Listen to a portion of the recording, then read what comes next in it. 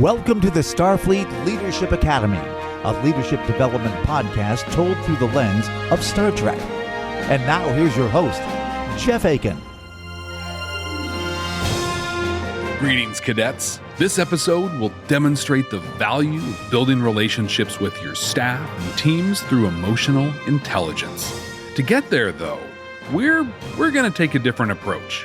You'll see what I mean as we start the 12th episode of the second season of Enterprise, The Catwalk. Here's the deal. I can recap this entire episode in about 3 lines. Let's go.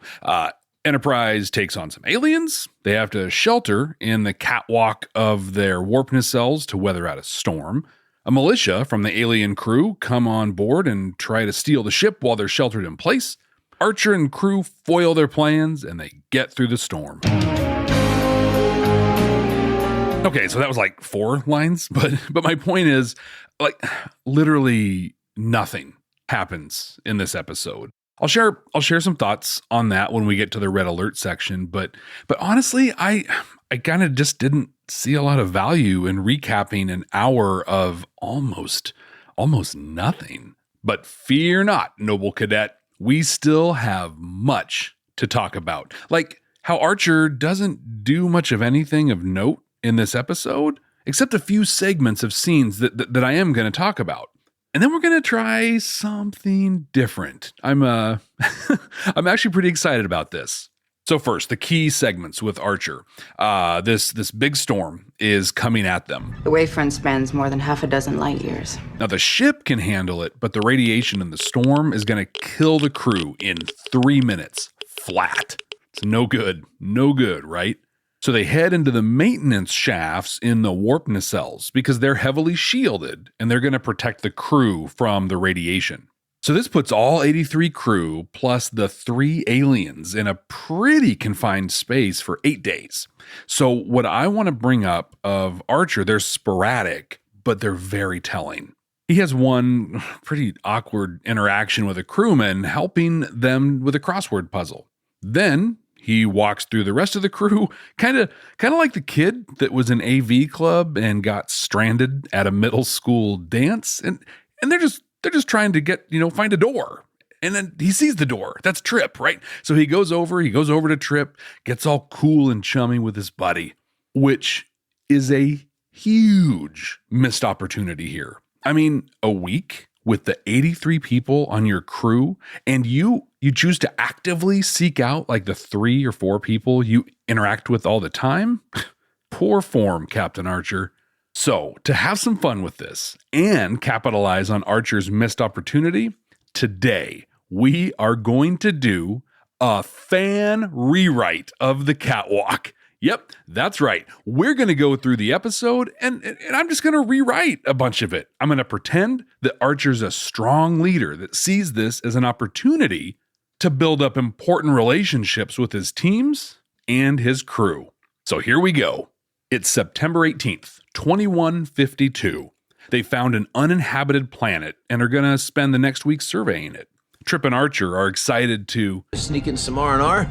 An alien crew reaches out to them, lets them know that a neutronic storm is on its way. They're going to need to shelter. Archer lets them come aboard, but they have to figure out how to survive the storm. See, they'd need to fly at warp 7 to outrun it, but Enterprise can only hit warp 5. It don't matter if you win by an inch or a mile. Winning's winning. Archer pulls together the brain trust. Phlox warns that any solution that will save the ship simply won't save the crew. With exposure to radiation, will be dead within 3 minutes. Trip suggests the Catwalk, and Phlox confirms that it should be shielded enough. But they're going to have to shut down the reactor. That'll keep the temperatures back there livable. With it running, it gets up to, a nice cozy 300 degrees in there. T'Pol heads up the evacuation, while Trip and Mayweather retrofit the Catwalk for shelter. And they've got just 4 hours until the storm hits. There's such a cool moment here that I appreciate so much. Any idea about a latrine? So many stories, books, movies just brush off that most equalizing moment of all humanity, using the bathroom. Now, this moment doesn't have any real impact on the rest of the episode, but I'm just glad they acknowledged it. I mean, you think about it. 83 people in an enclosed space for 8 days? Whew. Gonna start smelling like C.H. Tauber in there in no time. They get everyone loaded in. They have a command center set up and have rerouted helm control to it. Phlox even has a little sick bay set up. They're good to go. The aliens come out of decontamination and head to the catwalk. They say they are stellar cartographers from Takrit, but you can tell something's just not quite right with them. I imagine we'll get more on this later. I don't know the first thing about stellar cartography. Goody, what if they begin to ask questions? Trip gets him set up near his bunk area in the shelter. Archer's packing up, and we get a nod to a recurring Star Trek theme.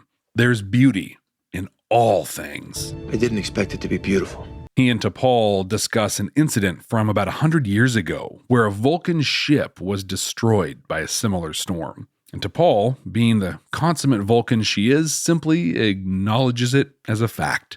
Nothing more. Everyone's loaded up in the catwalk, and here's where we go off script with what should have happened.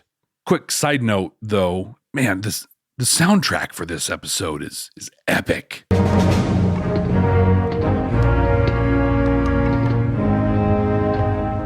This sounds like super big deal stuff. Okay, rewrite time.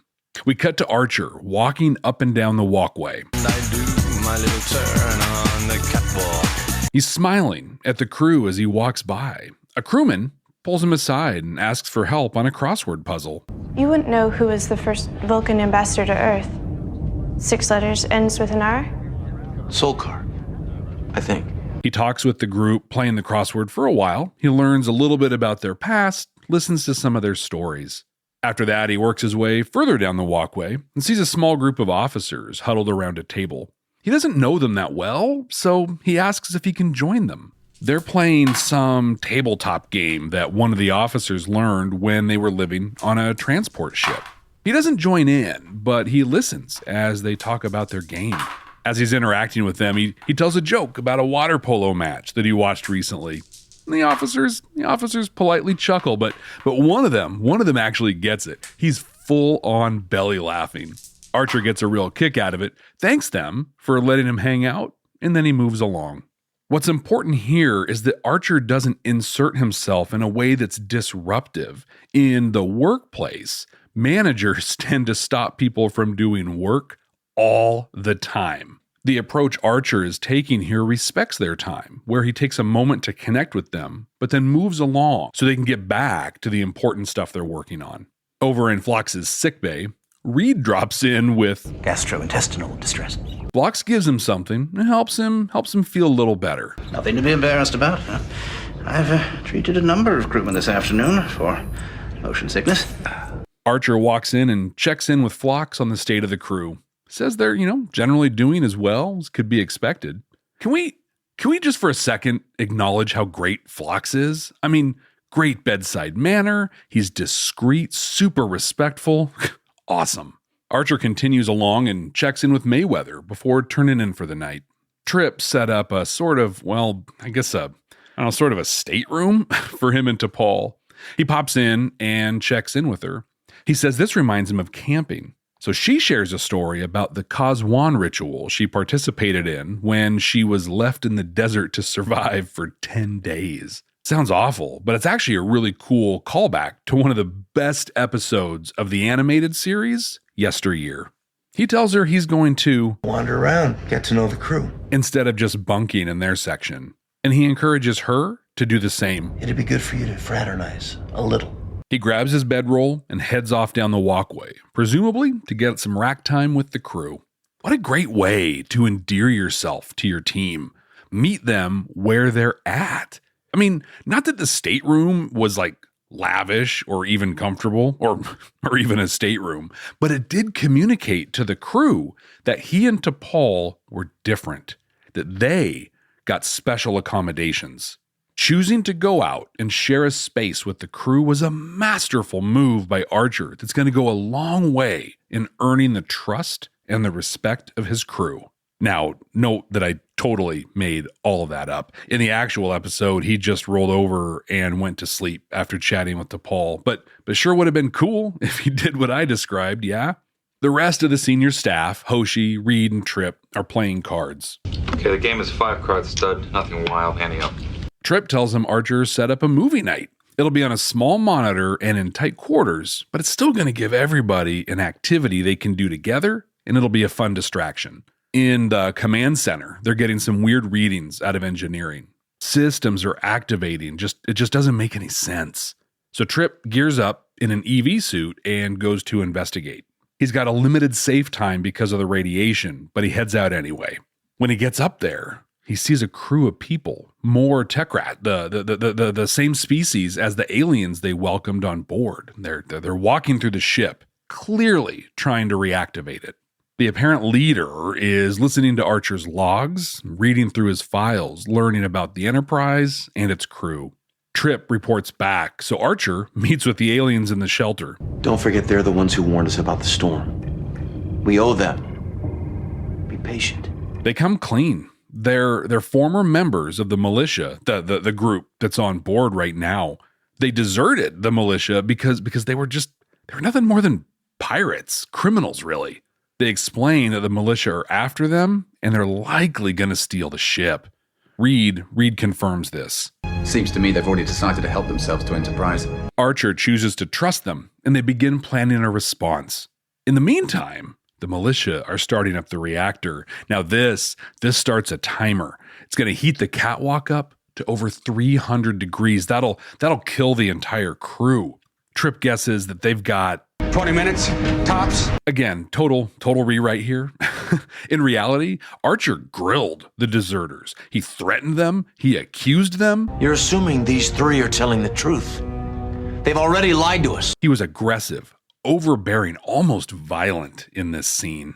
They have 3 more EV suits, so Reed and T'Pol go to stop the reactor startup while Archer goes to deal with the militia. He hails them, says the crew is already dead and there's nothing here for them to take. So he orders them, demands that they leave the ship. But not surprisingly, they just refuse. So he threatens to destroy the Enterprise. That is how very Kirk of him. I will destroy it. The same movie pulled in Let That Be Your Last Battlefield, which was a super fun episode and you can find wherever you find your podcasts. The militia leader ignores him, traces his signal, and sends soldiers to find him. In the meantime, Mayweather executes his part of the plan, steering the ship for a plasma eddy that will rip the ship apart. Archer's in the galley and ends up in a firefight with the militia soldiers. Tensions continue to build. The reactor shutdown is taking longer than expected, and Archer's pinned down. One of the militia urges evacuation, but the leader thinks he's bluffing. Clocks are ticking. The temperature just went up another 6 degrees. And they're getting closer and closer to the eddy. I strongly suggest we abort the mission. T'Pol and Reed are successful, and at the very last minute, the militia retreats and leaves Enterprise. Mayweather veers away from the eddy, and they're all good. They're nearing the edge of the storm. The aliens return to their ship and head off. The crew are watching an old Western for movie night. Archer and T'Pol are hanging out with them and cracking jokes with the crew about the movie. They successfully emerge from the storm. As he's unpacking, Archer tells T'Pol how thankful he is for the time he got with the crew. T'Pol even mentions that she feels that she's built stronger bonds with members of the crew. The episode ends with Archer making some jokes about Vulcans and the very personal bonds they form. But actually, the episode ends with them watching the Western. Yoo-hoo! I'll make you famous. T'Pol is there, but no Archer. He interrupts the movie to let everyone know they've passed the storm and they can leave the catwalk. Quick scene of the corridor and T'Pol confirming everyone is out. And that's it. This episode is a fine episode. Decent enough way to while away an hour. But literally, nothing happens. In my opinion, episodes like this justify the modern era of 13 episode seasons. Back then, they had to fill 26 episodes every season, and you're just not going to knock it out of the park that many times. One thing in this that pulled me out of it was during the firefight, or just after the firefight in the galley. The ship's shaking, the militia are running all around, and dishes, food are falling all over the place. It's a total mess in there. And here's the thing, there is no way the galley would be set up like that. All those dishes stacked loosely? No way. I will never forget my days cranking on a fast attack back in the 90s, but we would have had to have been flipped upside down for dishes to go crazy like that. And you're telling me that in the mid 22nd century, they've just given up on that setup? Yeah, I don't buy it. But aside from that, decent enough episode. Command codes verified. Despite an uneventful episode that we summed up in just 4 lines, there is a lot to take away in this episode. Let's dive into the importance of connecting with your teams and the people you work with. The Starfleet Leadership Academy is supported by listeners just like you. Click the link in the show notes to support the ongoing production of this podcast. Many years ago, I was an assistant manager. We were a good-sized store, had about 60 employees, and I had the exciting and educational task of writing the schedule every week. And I'll tell you what, if you've never staffed a retail shop or a restaurant before and had to write the schedule, including the daily break schedules, you haven't lived. I love the smell of napalm in the morning. Honestly, though, I'm so thankful for that experience. I learned so much about managing resources and working with people. If you want to talk about one thing that is near and dear to every person, it's their work schedules. I mean, lots of stories about that, as I'm sure you can imagine.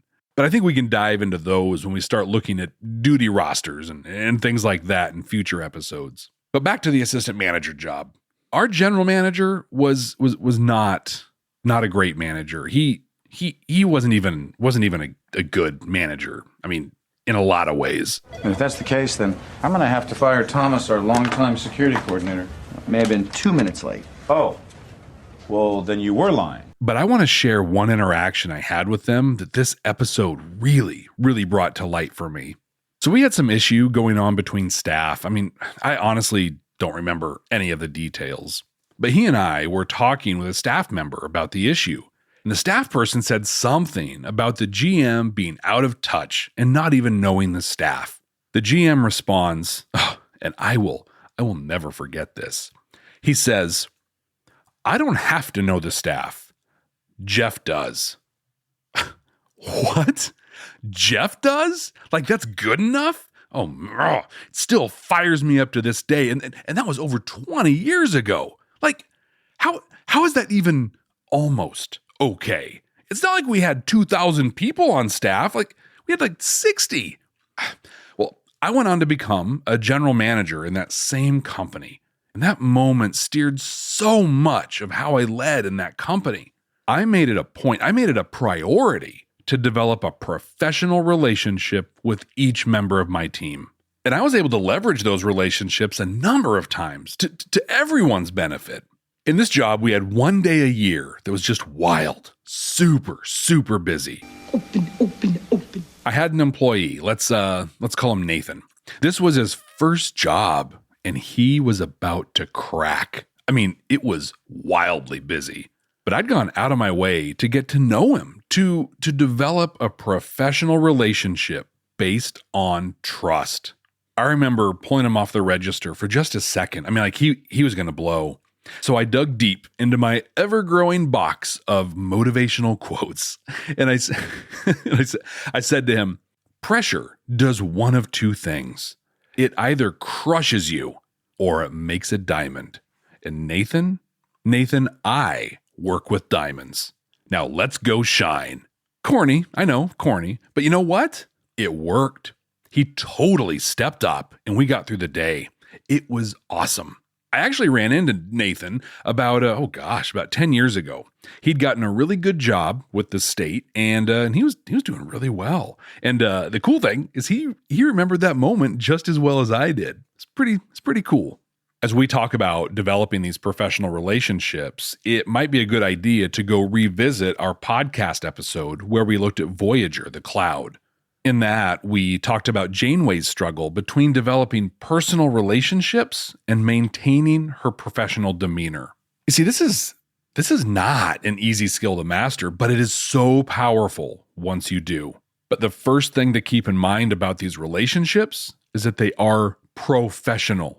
That doesn't mean personal stuff is off limits, but it does mean that you need to have some boundaries. Like, you don't hang out all the time and share a bunch of family pics with each other on Facebook. You need to connect on a meaningful level, but that connection should be rooted in trust and integrity. In fact, a fantastic framework to follow in cultivating these relationships are the 5 dimensions of emotional intelligence. Those are self-awareness, self-regulation, motivation, empathy, and social skills. This really is the perfect framework for any interaction, really, but specifically to help maintain appropriate professional distance while connecting on a meaningful level. You have to have the self-awareness to know where you're at. Like, what's your emotional state at the moment? How present are you? Where are you in regards to the relationship that you're developing?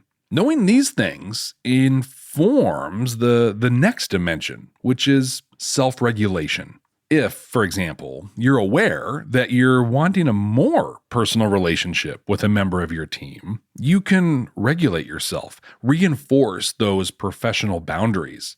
And this helps you be more present with the person because you're going to be able to regulate where you are emotionally at that very moment. Now, a person with higher emotional intelligence tends to be motivated by things beyond them, greater than them, the greater good, as it were. But being self-motivated to act with integrity and build trust is going to go a long ways in developing these relationships. Listening with empathy and compassion is invaluable.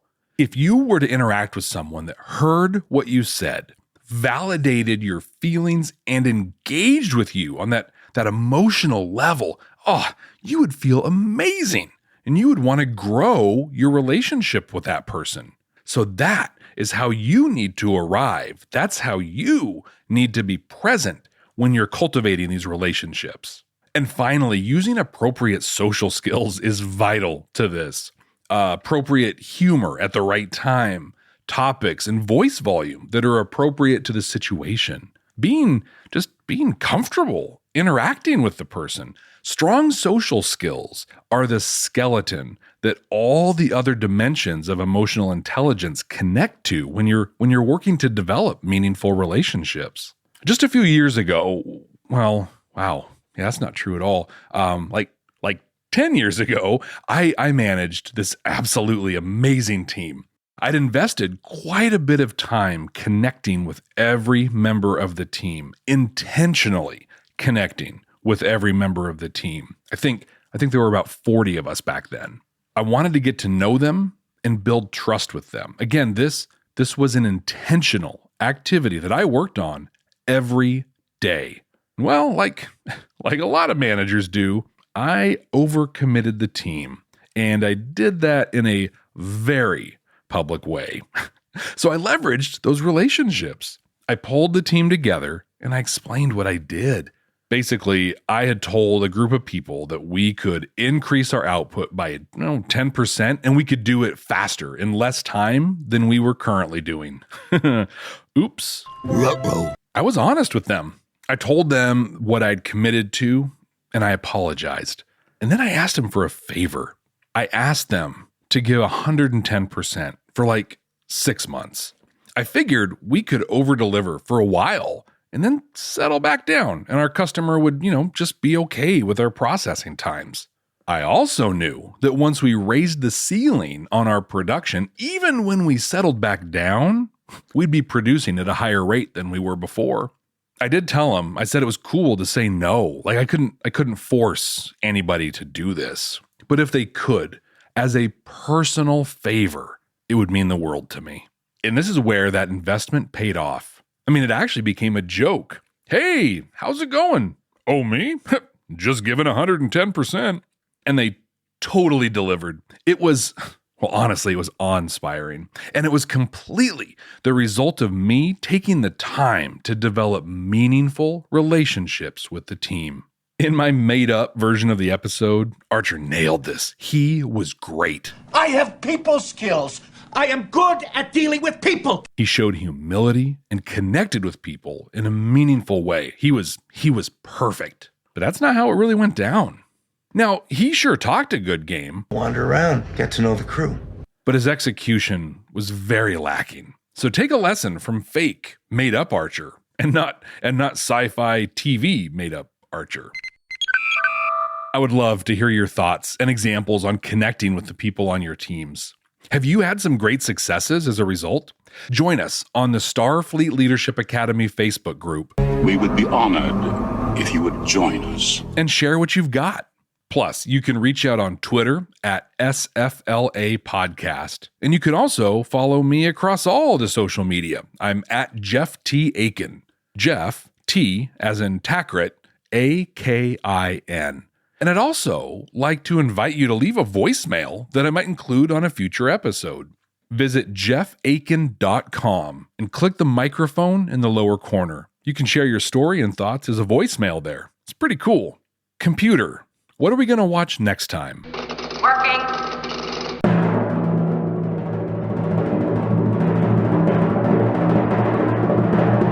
Season 1, Episode 5 of Discovery. Choose Your Pain.